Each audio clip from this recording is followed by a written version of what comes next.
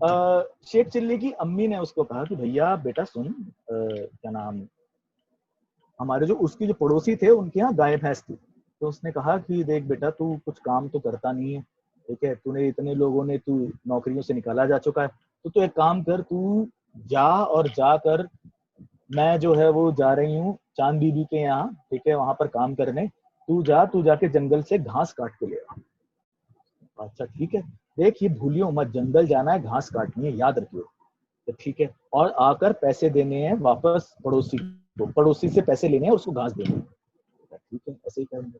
अब क्या हुआ कि यहाँ पर जो है ये गया, वहां पर जंगल में गया और इसने दराती ली और दराती से सारी इसने घास काटी। दराती जिन लोगों को नहीं पता, आपने सिकल देखा होगा, हंसियां भी बोलते हैं, हंसियां भी बोलते हैं उसे, तो उससे उसने पूरी घास काटी और उसके बाद वो थोड़ी देर के लिए वहां पर लेट गया। पर वहां पर बहुत ही गर्म धूप आ रही थी, तो उसने फिर जब वो उठा वहां से और जाने लगा, तो उसने देखा कि मतलब दराती तो बहुत ही ज्यादा गर्म हो रखी है। और वो एकदम से चौंक गया, अरे भाई ये क्या हुआ, अभी तक तो बिल्कुल सही थी, अभी तो मैंने इतनी घास काटी, इतनी गर्म कैसे हो गई दराती पूरी की पूरी। तो तभी वहां पर एक ममदू लड़का था जो कि निकल रहा था वहां से। अब ममदू जो था वो शेख चिल्ली से बड़े मजे लेना चाहता था, वो चाहता था कि भाई इसको जो है थोड़ी कस के मार पड़नी चाहिए, इसकी माँ से, इसकी माँ इसको बहुत प्यार करती है, मजा आएगा कि थोड़े मोहल्ले में जाए और पिटाई विटाई हो इसकी, तो कुछ मतलब सीन बने पूरे, बाकी मोहल्ले को ही मजा आए। तो फिर क्या हुआ कि उसने उसे कहा कि अरे तुझे नहीं मालूम क्या हुआ ऐसे। शेख चिल्ली ने कहा नहीं मुझे तो नहीं मालूम। कहता है अबे इसे बुखार हो गया है।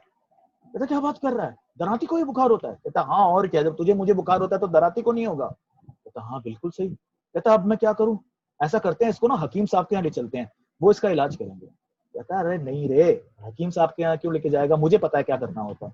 कहता हाँ हाँ बता। तो कहता है कि जैसा कर, वो उसे कुएं के ऊपर ले जाकर टांग दो, ठीक है, कुछ वक्त के बाद आ जाइए, वो अपने आप ठंडी हो जाएगी। अच्छा ठीक है, तू कह रहा है भाई, तू तो बहुत ही ज्यादा बुद्धिमान आदमी है भाई, बहुत ही ज्यादा मतलब इंटेलिजेंट है कि जो तेरे को ये सारी चीजें पता। तो वो वहां पर हंसिया वहां पर लटकता हुआ छोड़कर चला गया। अब यहाँ पर ममदू का प्लान ये था कि ममदू कह रहा था कि मैं इसकी हंसियां भी चुरा कर ले जाऊंगा और इस कारण से उसको मार भी पिटेगी, उसकी अम्मी से। और उसने सोचा मैं भी थोड़ी देर में आता हूँ, और वो भी घर चला गया। अब शेख चिल्ली घर गया, घर जाके भी वापस अपने ख्याली पुलाव बनाते बनाते सो गया। अब सो के उसको शाम को नींद खुली, उसे याद आया अरे मेरे को तो दराती लेने जाना है। तो उसने वो उठा और एकदम से उसने रास्ते में देखा, रास्ते में ममदू का घर पड़ा हुआ था, और ममदू के घर में उसने कहा चल भाई उसे शुक्रिया बोलते हुए निकल जाता हूँ कि भाई ने इतनी मदद कर दी मेरी, वरना तो पता नहीं मेरी दराती का क्या ही होता। तो उसने जाके देखा, तो उसको देखा कि उसकी जो दादी जान थी उनकी तबीयत बहुत खराब थी। उसने माथा छूकर देखा तो उन्हें बुखार हो रखा था, बहुत ही भयंकर, जल रहा था पूरा शरीर। शेख चिल्ली ने कहा मुझे पता है क्या करना है। शेख चिल्ली ने दादी जान को उठाया पीठ पर और चल दिया आगे। तो एकदम से पड़ोसी ने पूछा भाई कहाँ ले जा रहे हो। तो उसने बोला कि भाई इनका इलाज कराने ले जा रहा हूँ, और कहाँ ले जा रहा हूँ। तो उसने ठीक है बढ़िया है। और इस वक्त ममदू और उसका जो बाप था वो दोनों गए हुए थे बाहर हकीम साहब को लाने के लिए। और यहाँ पर जो है शेख चिल्ली लेकर दादी माँ को चल दिया। अब जब तक जो है उसके जो ममदू और उसका बाप आए, तो एकदम से उसने देखा कि भाई दादी तो है ही नहीं यहाँ, दादी इस वक्त कैसे जा सकती है कहीं पर भी इस हालत में।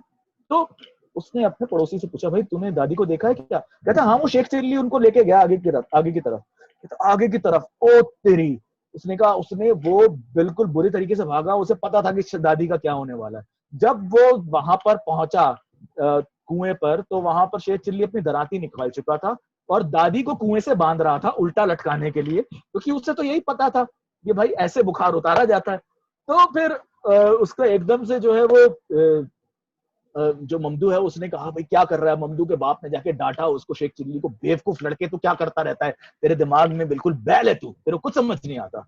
तो उसने कहा मैं क्या बैलूं, मेरे को तो ममदू ने बताया था ऐसे बुखार उतारते हैं। और उसके बाद कुएं से लेकर घर तक जाते हुए जो ममदू की सुताई हुई है, मतलब हरियाणा की भाषा में सुताई कहा जाता है उसको, तो जो सुताई हुई है ममदू की, मतलब कि पूरा गांव देख रहा था कि ममदू की किस तरीके से सुताई हो रही थी।